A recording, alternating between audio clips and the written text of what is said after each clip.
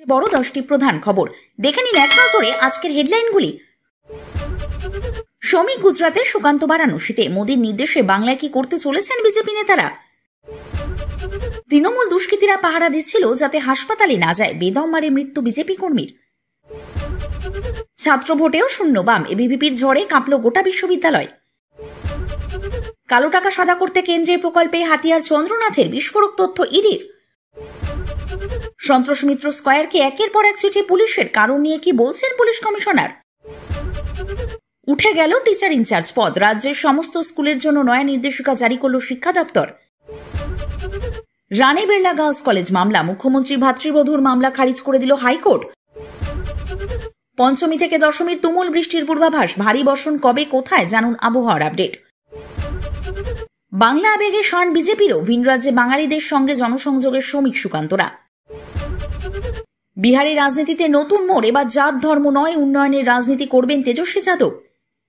আপনাদের কাছে একটা অনুরোধ রইল, আমরা প্রতিদিন চেষ্টা করি আপনাদের জন্য সঠিক, সংক্ষিপ্ত, নিরপেক্ষ খবর পৌঁছে দিতে। আমাদের এই ছোট্ট চেষ্টাকে যদি আপনার ভালো লাগে তাহলে দয়া করে একটা লাইক দিয়ে পাশে থাকার বার্তা দিন। আপনার একটা লাইকই আমাদের আগামী দিনের অনুপ্রেরণা। এবার আসছে বিস্তারিত খবরে। যে অস্ত্রে তৃণমূল বিজেপিকে ঘায়েল করতে চাইছে, বিজেপি এবার সেই অস্ত্রই ঘুরিয়ে দিতে চাইছে শাসক দলের দিকে। বাংলা ভাষার অপমান এবং বাংলার বাইরে বাঙালিদের হেনস্থা, এই দুই অভিযোগ তুলে বারবার বিজেপিকে বিঁধছে তৃণমূল। প্রকাশ্য মঞ্চে বিরোধী দল যদিও এই অভিযোগ উড়িয়ে দিয়েছে, কিন্তু ভিতরে ভিতরে বিজেপি এর পাল্টা প্রস্তুতি নিতে শুরু করেছে। এই কর্মসূচির সঙ্গে বাঙালি হেনস্থা সংক্রান্ত অভিযোগের সম্পর্ক মানতে নারাজ রাজ্য বিজেপির প্রাক্তন সভাপতি রাহুল সিনহা। তিনি বলেন, কোথাও কোনো বাঙালি হেনস্থা নেই, তৃণমূলের সাজানো গল্প কেউ বিশ্বাস করে না, আমাদের কর্মসূচির সঙ্গে এগুলোর কোনো সম্পর্ক নেই। তবে তিনি স্বীকার করেন যে আসন্ন বিধানসভা নির্বাচনের সঙ্গে এই কর্মসূচির সম্পর্ক রয়েছে। তার কথায়, যাদের কাছে আমরা যাচ্ছি তাদের অনেকেই হয়তো সেই রাজ্যেরই ভোটার, কিন্তু তাদের আত্মীয় স্বজন বা পরিচিতেরা এ রাজ্যে থাকেন। আমরা তাদের বোঝাবো অন্যান্য রাজ্য কতটা এগিয়ে গেছে এবং কেন এই রাজ্য থেকে তৃণমূলকে সরানো প্রয়োজন।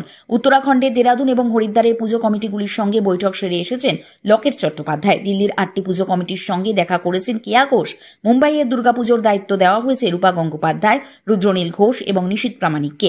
এদের মধ্যে রূপা ও রুদ্রনীল বৈঠক সেরে এসেছেন। ভিন রাজ্যে জনসংযোগের অভিজ্ঞতা প্রসঙ্গে কেয়া ঘোষ বলেন, দিল্লিতে যাদের সঙ্গে দেখা করেছি তারা সবাই আমাকে বোঝানোর চেষ্টা করেছেন যে আমি বাংলার বাইরে থাকলেও এক টুকরো বাংলার মধ্যেই আছি। 3 দিন ছিলাম, প্রতিটি কমিটি আমাকে বাঙালি সিঙ্গারা, বাঙালি ভেজিটেবল চপ খাইয়েছে। পুনেতে গিয়ে মাংস ভাতে আপ্যায়ন পেয়েছেন রাজ্য বিজেপির সহসভাপতি রথীন্দ্রনাথ বসু। মধ্যরাতে বিজেপি কর্মীর বাড়িতে ঢুকে ঘুম থেকে ডেকে তুলে নৃশংসভাবে মারধর। শুধু তাই নয়, মারধরের পর রাতভর বাড়ির বাইরে অপেক্ষা করল দুষ্কৃতীরা যাতে জখম বিজেপি কর্মীকে হাসপাতালে নিয়েই না যাওয়া যায়।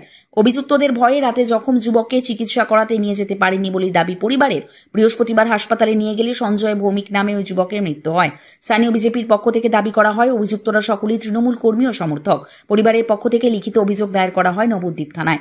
ঘটনাটি নদিয়া নবদ্বীপ পৌরসভার 6 নম্বর ওয়ার্ডের প্রাচীন মায়াপুরে ঘটেছে। জানা গিয়েছে, বুধবার বিশ্বকর্মা পুজোর রাতে নবদ্বীপে প্রাচীন মায়াপুর নতুন পাড়ার বাসিন্দা সঞ্জয় ভৌমিক বাড়ি ফিরছিলেন। তখন এলাকায় ঝামেলা চলছিল। তিনি বাধা দিতে গেলে তার সঙ্গে বচসা বাঁধে। এরপর বাড়ি ফিরে রাতে বাড়িতে ঘুমোচ্ছিলেন। পরিবারের অভিযোগ, সেই সময় জয় রায়, তারক দেবনাথ, নান্টু ও ঝন্টু সহ স্থানীয় বেশ কয়েকজন তাদের বাড়িতে ঢুকে সঞ্জয়কে লোহার রড ও লাঠি দিয়ে বেধড়ক মারধর করেন। বাধা দিতে গেলে সঞ্জয়ের মাকেও মারধর করা হয় বলে অভিযোগ পরিবারের। রক্তাক্ত অবস্থায় বাড়িতেই পড়ে থাকেন সঞ্জয়। পরিবারের দাবি, ঘটনার পর অভিযুক্তরা বাড়ি ঘেরাও করে রেখেছিলেন যাতে সঞ্জয়কে হাসপাতালে নিয়ে যাওয়া না যায় এবং থানায় অভিযোগ জানাতে না পারেন তারা। পরে অভিযুক্তরা চলে গেলে সঞ্জয়কে নবদ্বীপ স্টেট জেনারেল হাসপাতালে নিয়ে যাওয়া হয়। চিকিৎসকেরা তাকে মৃত বলে ঘোষণা করেন। পরিবারের পক্ষ থেকে লিখিত অভিযোগ দায়ের করা হয়েছে। পাশাপাশি কল্যাণী এইমসে ময়নাতদন্ত করার জন্য পুলিশের কাছে আবেদন করা হয়েছে। পরিবারের অভিযোগ, অভিযুক্তদের মধ্যে নবদ্বীপের তৃণমূলের বিধায়কের গাড়ির চালক তারক দেবনাথ রয়েছেন।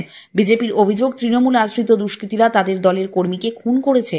দিল্লি বিশ্ববিদ্যালয়ে ঝড় তুলল বিজেপির ছাত্র পরিষদ তথা আরএসএস সমর্থিত অখিল ভারতীয় বিদ্যার্থী পরিষদ বা এবিভিপি।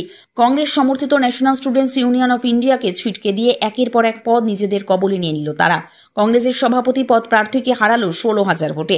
বৃহস্পতিবার দিল্লি বিশ্ববিদ্যালয়ে আয়োজিত হয়েছিল ছাত্র পরিষদ নির্বাচন। ভোট দিয়েছেন 2.5 লক্ষের অধিক পড়ুয়া। ছাত্র পরিষদের নির্বাচন হলেও তা ঘিরে উত্তেজনা ছিল টানটান। 52টি কেন্দ্র ও 195টি বুথ সহ রয়েছে নির্বাচন প্রক্রিয়া। আনা হয়েছিল 711টি ইভিএম। ভোট পড়েছে 39%। দিল্লি বিশ্ববিদ্যালয়ের ছাত্র পরিষদের মোট 4টি পদে 3টি জিতেছেন আরএসএস সমর্থিত এভিভিপি প্রার্থীরা, আর একটি মাত্র পদ জিতেছেন কংগ্রেস সমর্থিত এনএসইউআই এর প্রার্থী। জানা গিয়েছে, পরিষদের সভাপতি পদের জন্য অন্যতম পদপ্রার্থী ছিলেন দুজন। একদিকে এভিভিপির প্রার্থী আর্যমান, অন্যদিকে কংগ্রেস সমর্থিত এনএসইউআই এর প্রার্থী জোসলিন নন্দিতা চৌধুরী। শুক্রবার প্রকাশিত ফলাফল অনুযায়ী 28,000-এর বেশি ভোট পেয়ে এই পদে দিল্লি বিশ্ববিদ্যালয়ের নয়া সভাপতি পদে বসলেন আর্য। অন্যদিকে এনএসইউআই এর প্রার্থী পেয়েছেন 12,000-এর সামান্য অধিক ভোট। শুধুই সভাপতি পদই নয়, সচিব ও যুগ্ম সচিব পদেও জয়লাভ করেছে বিজেপির ছাত্রদল। দিল্লি বিশ্ববিদ্যালয়ের নয়া সচিব হয়েছেন কুনাল চৌধুরী এবং যুগ্ম সচিব হয়েছেন দীপক ঝা। একমাত্র সহসভাপতি পদে জয়লাভ করেছে এনএসইউআই এর প্রার্থী রাহুল ঝাঁসলা। এই নির্বাচনে অংশ নিয়েছে বাম সমর্থিত দুই ছাত্রদল এসএফআই ও আইসা, কিন্তু তাদের হাত আপাতত শূন্যই। প্রাথমিকে শিক্ষক নিয়োগ দুর্নীতিতে জড়িত থাকার অভিযোগ উঠেছে তার বিরুদ্ধে। ইডির বিশেষ আদালতে আত্মসমর্পণ করে জামিন পেয়েছেন রাজ্যের কারা মন্ত্রী চন্দ্রনাথ সিনহা। তাকে নিজেদের হেফাজতে চেয়ে আবেদন জানিয়েছে ইডি।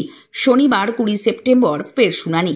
এই পরিস্থিতিতে ইডি সূত্রে খবর, নিজের কালো টাকা সাদা করতে কেন্দ্রীয় প্রকল্পে হাতিয়ার করেছেন রাজ্যের কারা মন্ত্রী। ইডির নথিতে সেই কথাই লেখা রয়েছে। ইডি সূত্রে খবর, 90 লক্ষ টাকা জরিমানা দিয়ে 2 কোটি টাকার সম্পত্তির হিসেব দিয়েছিলেন চন্দ্রনাথ সিনহা। কিভাবে কালো টাকা সাদা করলেন তিনি? লুকিয়ে রাখা কালো টাকা মূল স্রোতে নিয়ে আসতে 2016 সালে কেন্দ্র ইনকাম ডিক্লারেশন স্কিম বা আইডিএস চালু করে। এই প্রকল্পে রক্ষা কবচ দিয়েছিল কেন্দ্র। 45% জরিমানা দিয়ে অঘোষিত অর্থাৎ লুকিয়ে রাখা আয়ের হিসেব দিলে তা নিয়ে তদন্ত হবে না বলেই কেন্দ্র জানিয়েছিল। সেই সুযোগ নিয়েছিলেন চন্দ্রনাথ। ইডির নথিতে লেখা রয়েছে 90 লক্ষ টাকা জরিমানা দিয়ে 2 কোটি টাকার হিসাব দিয়েছিলেন। ওই 2 কোটি টাকার আয়ের উৎস নিয়েও সন্দেহ ছিল ইডি অফিসারদের। চাকরি বিক্রির টাকা ঘুরিয়ে সাদা করেছিলেন বলেই দাবি ইডির। এখানেই শেষ নয়। ইডি সূত্রে খবর, নোট বাতিলের সুযোগও কাজে লাগিয়েছিলেন চন্দ্রনাথ। মন্ত্রী স্ত্রীর আয়কর রিটার্ন ঘেটে তদন্তকারীরা দেখেছেন 2016 সালের নভেম্বর ও ডিসেম্বর মাসে 44,35,000 টাকা রাষ্ট্রায়ত্ত ব্যাংকের অ্যাকাউন্টে জমা করা হয়েছে। অথচ সেই ব্যাংক অ্যাকাউন্ট ঘেটে দেখা যায় আদতে মাত্র 7 লক্ষ টাকা জমা পড়েছিল ওই জয়েন্ট অ্যাকাউন্টে, অর্থাৎ প্রায় 37 লক্ষ টাকার মিথ্যা তথ্য দেওয়া হয়েছিল আয়কর দপ্তরকে। এই হিসাব 2017 থেকে 18 অর্থবর্ষে দেননি মন্ত্রী। 2022 সালে যখন নিয়োগ দুর্নীতি নিয়ে আদালতে মামলা গড়ায়, সেই বছরে পুরনো হিসেব দিয়েছিলেন মন্ত্রী চন্দ্রনাথ। এখন তাকে নিজেদের হেফাজতে নিয়ে ওই টাকার উৎসের খোঁজ করতে চলেছে ইডি। দুর্গাপুজোর নিরাপত্তা ব্যবস্থা নিয়ে সন্তোষ মিত্র স্কয়ারকে একের পর এক চিঠি কলকাতা পুলিশের। এই নিয়ে ক্ষোভ উগরে দিয়েছেন এই পুজোর অন্যতম উদ্যোক্তা বিজেপি কাউন্সিলর সজল ঘোষ। পুলিশের ভূমিকা নিয়ে প্রশ্ন তুলেছেন তিনি, হয়রানির অভিযোগও করেছেন। সন্তোষ মিত্র স্কয়ারকে একের পর এক চিঠি পাঠানো নিয়ে এবার মুখ খুলেছেন কলকাতা পুলিশ কমিশনার মনোজ ভার্মা। সেই সুরক্ষা কিভাবে নিশ্চিত করা যাবে সেটাই কলকাতা পুলিশের লক্ষ্য থাকে। আমরা নিশ্চিত পুজো কমিটিগুলিরও একটা টার্গেট থাকে, কিভাবে দর্শনার্থীদের সুষ্ঠুভাবে নিয়ন্ত্রণ করা যাবে, দর্শনার্থীদের ভিড় কেমন হয়, অতীতের অভিজ্ঞতা কি, সেটা দেখেই চিঠি পাঠানো হয়। আমাদের চিঠিগুলো দেখলেই বুঝতে পারবেন সাধারণ মানুষের নিরাপত্তার কথা ভেবেই লেখা হয়েছে। প্রতি বছর ভিড় উপচে পড়ে সন্তোষ মিত্র স্কয়ারে। এবার তাদের থিম অপারেশন সিঁদুর। এবার দর্শনার্থীরা ভিড় করবেন বলে আশাবাদী এই পুজো কমিটি। এই পরিস্থিতিতে সন্তোষ মিত্র স্কয়ারে দর্শনার্থীদের জন্য নিরাপত্তা ব্যবস্থা নিয়ে জানতে চেয়ে মোট 4টি চিঠি পাঠানো হয়েছে পুলিশের তরফে। কলকাতা শহরে যদি একটা দুর্গাপুজোর জায়গায় ঢোকা বেরোনো সহ রাস্তাঘাট সহ আমার থেকে কেউ বেশি বড় দেখাতে পারে, তাহলে আমি পুজোর সঙ্গে নিজেকে যুক্ত রাখবো না। তাদের পুজো কমিটিকে হয়রানিরও অভিযোগ তোলেন। বিজেপি কাউন্সিলরের এই অভিযোগ নিয়ে পুলিশ কমিশনার বলেন, উনি কি বলছেন তার উপর আমার মন্তব্য করা উচিত হবে না, তবে কলকাতা পুলিশ সাধারণ মানুষের সুরক্ষা নিশ্চিত করতে চাইছে। বৃহস্পতিবার এক গুরুত্বপূর্ণ নির্দেশিকা জারি করেছে স্কুল শিক্ষা দপ্তর, যাতে বলা হয়েছে এখন থেকে টিআইসি বা ভারপ্রাপ্ত প্রধান শিক্ষকের পদ আর থাকছে না। রাজ্যের সমস্ত সরকারি এবং সরকার নিয়ন্ত্রিত স্কুলের ক্ষেত্রে এই নিয়ম লাগু হবে বলে জানিয়েছে স্কুল শিক্ষা দপ্তর। শিক্ষা দপ্তরের নির্দেশিকা অনুসারে কোন স্কুলে প্রধান শিক্ষকের পদ ফাঁকা থাকলে সেই জায়গায় যিনি দায়িত্বপ্রাপ্ত হবেন তার পদের নাম অ্যাসিস্ট্যান্ট মাস্টার ইনচার্জ বা অ্যাসিস্ট্যান্ট মিস্ট্রেস ইনচার্জ হবে এবার থেকে। ভারপ্রাপ্ত প্রধান শিক্ষক পদ উঠিয়ে এমনটাই জানালো শিক্ষা দপ্তর। উল্লেখ্য, সম্প্রতি কাকদ্বীপের স্কুলে পড়ুয়াদের সামনে ভারপ্রাপ্ত প্রধান শিক্ষককে হেনস্থার অভিযোগ ওঠে। স্কুলেরই পরিচালনা সমিতির সভাপতি তথা তৃণমূল পঞ্চায়েত সদস্যের বিরুদ্ধে এই গুরুতর অভিযোগ ওঠায় ওই নেতাকে গ্রেপ্তার করা হয়েছে ইতিমধ্যে। এই আবহে শিক্ষা দপ্তরের এই সিদ্ধান্ত যথেষ্ট তাৎপর্যপূর্ণ বলে মনে করা হচ্ছে। প্রসঙ্গত, এতদিন পর্যন্ত যে সমস্ত স্কুলে প্রধান শিক্ষক ছিলেন না, সেখানে স্কুলের সবথেকে অভিজ্ঞ শিক্ষকরা টিচার ইনচার্জ পদে বসতেন। তবে সাম্প্রতিক সময়ে একাধিক অনিয়মের অভিযোগ উঠে আসে। গত কয়েক বছর ধরে রাজ্যের বিভিন্ন স্কুলে সিনিয়রিটির নিয়ম না মেনে শাসক ঘনিষ্ঠ জুনিয়র শিক্ষকদের ইনচার্জ পদে নিয়োগ করার অভিযোগ উঠছে। এখানেই শেষ নয়, অভিযোগ টিআইসি পদের অপব্যবহার করে স্কুলে নানা কাজকর্ম চলছে। এই নিয়ে শিক্ষা দপ্তরে লিখিত অভিযোগও জমা পড়েছে। এই আবহে এবার টিচার ইনচার্জ পদই তুলে দিল শিক্ষা দপ্তর।